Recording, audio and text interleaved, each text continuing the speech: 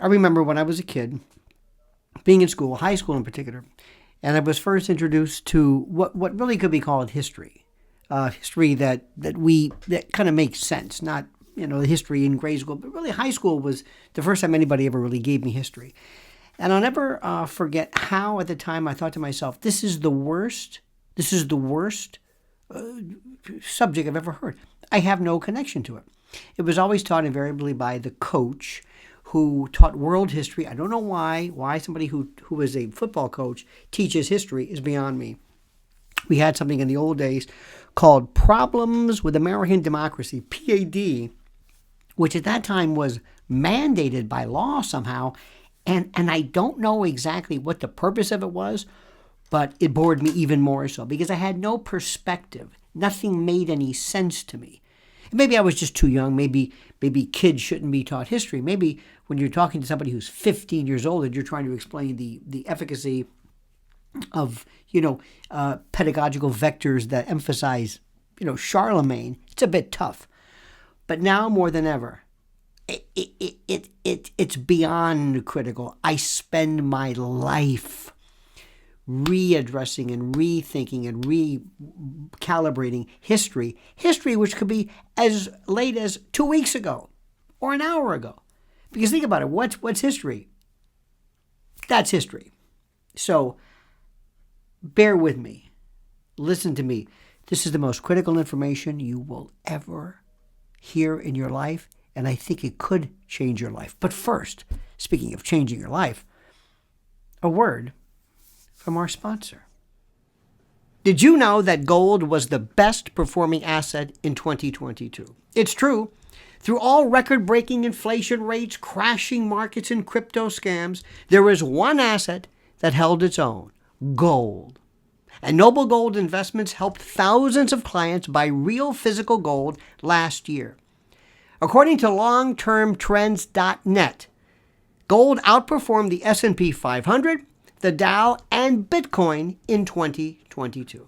Had you invested in the S&P 500 a year ago, you would be down more than 20%. If you invested in Bitcoin a year ago, you would be down more than 65%. And if you invested in the Dow a year ago, you would be down almost 10%. Yes, gold. Gold has outperformed them all in 2022, and silver was not far behind. So what are you waiting for? Join the thousands of others by opening a gold IRA or silver IRA with Noble Gold Investments. Invest with Noble Gold Investments before the end of this month, and you'll bag a free 1/4 ounce American Gold Eagle coin with every qualified IRA of $50,000 or more. You can't go wrong with Noble Gold Investments, and there are thousands of 5-star reviews. Now, if you're not ready to invest, download the Noble Gold Investments Gold Investment Guide. Scroll down below and you'll find the link in the description box. Now remember, for mobile users, click the More button to find the link. Noble Gold is who I trust, and remember, there is always a risk of loss, and past performance is not indicative of future results. 3 important rules of history that are the most critical. Number 1, Tolstoy's best. I think about this every single day. History would be a wonderful thing if only it were true. God, I love that. Number 2, this is important. History is a myth that men agree to believe. This is Napoleon. It's kind of a myth. It's this fable that we all kind of collectively agree upon. And the third, I don't know if it was Churchill or Bismarck or whoever it was, but history is determined by the winners. Because that's the thing which I understand. History is also perspective. History is perspective. I was watching a documentary the other day about the Tet Offensive. Tet Offensive from whose position? From our position? Or from General Giap's position? Or the Vietnamese? Whose perspective? What do you mean? Ask somebody this question. Who won World War II? Ask this question. If Russia could have defeated Germany without the United States, ask that one, and good luck. Because if you think there's a kind of a tendentious form of hyperreactivity to issues today regarding just news, you ain't seen nothing yet. You have no bearing, no understanding whatsoever as to how horrible arguments can be if you want to talk about just plain old history. But listen to me very, very carefully. Nothing that we do today is really new. Let me clarify this. We never had AI in the past. We never had AGI in the past. We never had, Chat GPT. We never had a lot of the social media aspects. That's true. But every aspect of history always had something that was new, something newfangled, something new and improved, something that would change drastically the course or the iteration or the vector or the goal, if you will, of where history was going. It's very critical, very important, very, very critical to understand this. Nothing has ever changed. There's always been something. I will say that today's American contemporary political system is drastically different from anything that we've seen before. Then again, what I just said right now could have been said 50 years ago.